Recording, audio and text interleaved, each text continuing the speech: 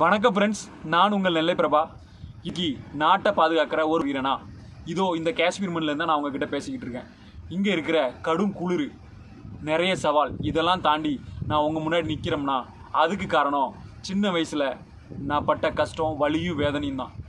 5 வயசில் ஆரம்பித்த அந்த வலியும் வேதனையும் தான் இன்னைக்கு என்னை இவ்வளோ கடினமானவனை மாற்றி உங்கள் முன்னாடி நிற்க வச்சிருக்கு.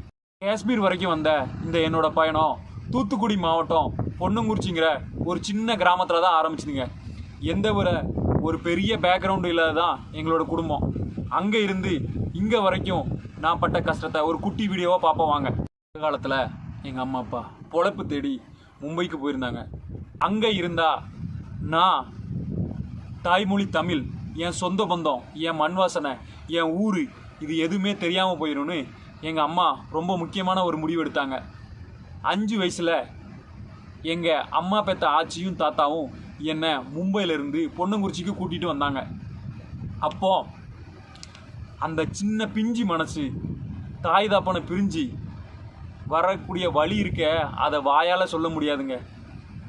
அன்னைக்கு ஆரம்பித்த அந்த தனிமை தான் இன்னைக்கு நாட்டை பாதுகாக்கிறதுக்கு என் குடும்பத்தை பிரிஞ்சு எனக்கு தைரியத்தையும் தன்னம்பிக்கையும் கொடுத்துருக்கு.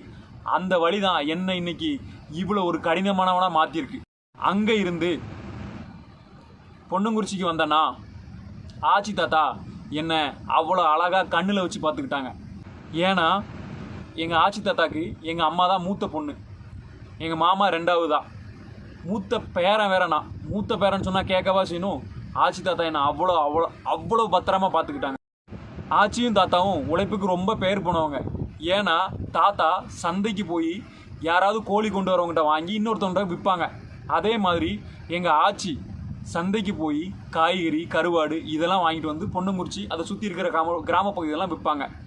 அப்படி இருக்கிறபோது எங்கள் ஆச்சியும் தாத்தாவும் அதிகாலையிலே எந்திரிச்சு போயிடுவாங்க. கிட்டத்தட்ட ஒரு 3 மணின்னு வச்சுக்கோங்களேன். அப்போ நான் தூங்கிக்கிட்டு இருப்பேன். நான் தூங்கிக்கிட்டு இருக்க தலைமாட்டுக்கு பக்கத்தில், அதாவது அந்த தலையணைக்கு பக்கத்தில் ஒரு செம்பு, அதில் ஒரு 3 ரூபா வச்சுட்டு போயிடுவாங்க. ஏன்னு கேட்டிங்கன்னா, நம்ம பிள்ளை தனியாக இருப்பான், யாருக்கிட்டையும் போய் ஒரு காப்பிக்கு நின்றக்கூடாது அப்படிங்கிறதுனால அதை வச்சுட்டு போங்க. நான் மெதுவாக எந்திரிச்சு அந்த செம்பை எடுத்துகிட்டு நேராக டீ கடைக்கு போவேன். அங்கே 1.6 ரூபாய்க்கு ஒரு காப்பி, மீதி இருக்கிற 1.6 ரூபாய்க்கு படையப்பா பிஸ்கட்னு சொல்லுவாங்க, அந்த பிஸ்கட் வாங்கி சாப்பிடுவேன். அப்போ அதுதான் என்னோட ரொம்ப மிகப்பெரிய உலகம். அந்த படையப்பா பிஸ்கட் இப்போ கிடைக்கிறதுலன்னு நினைக்கிறேன். டீயை குடிச்சிட்டு பிஸ்கட்டை சாப்பிட்டுட்டு இருக்கிறதுக்குள்ளே கரெக்டாக 8:30 மணிக்கெலாம் எங்கள் ஆச்சி எனக்கு தேவையான சாப்பாடு, பண்டம் எல்லாம் வாங்கிட்டு வந்துடுவாங்க. வந்து என்னை குளிக்க வச்சு ட்ரெஸ் போட்டு, அதுக்கப்புறமும் கையில் 1 ரூபா கொடுத்து அந்த நேராக கொண்டு போய் எங்கள் ஊரில் குட்டியன்னு சொல்லி ஒரு கடை இருக்குது ரோட்டுக்கு அந்த சைடில், அந்த கடைக்கு கூப்பிட்டு போய் எனக்கு தேவையான பண்டத்தை திருப்பி என் கையில் வாங்கி தந்து நேராக கொண்டு ஸ்கூலில் விட்டுருவாங்க. அந்த நேரத்தில் எனக்கு தமிழ் கூட தெரியாது. நான் ஸ்கூலில் சும்மா போய் உட்காந்துட்டு வருவேன். அவ்வளோதாங்க என்னோடய வாழ்க்கை. ஆச்சி தாத்தா கூட நான் இருந்த அந்த நாட்கள் இன்னும் நிறைய சுவாரஸ்யமான நினைவுகள். ஒரு குறிப்பிட்ட காலத்துக்கு அப்புறம் எங்கள் குடும்பம் ஏன் போராட ஆரம்பிச்சுது, நான் ஏன் வேலைக்கு போக ஆரம்பித்தேன், உழைச்சேன், இது எல்லாத்தையும் பற்றி நெக்ஸ்ட் வீடியோவில் ஒரு குட்டி கதையாக சொல்கிறேன். அதே மாதிரி என்னோட பயணம் பிடிச்சிருந்தா கீழே இருக்கிற பெல் பட்டன் அமைக்கி சப்ஸ்கிரைப் பண்ணி வச்சுக்கோங்க.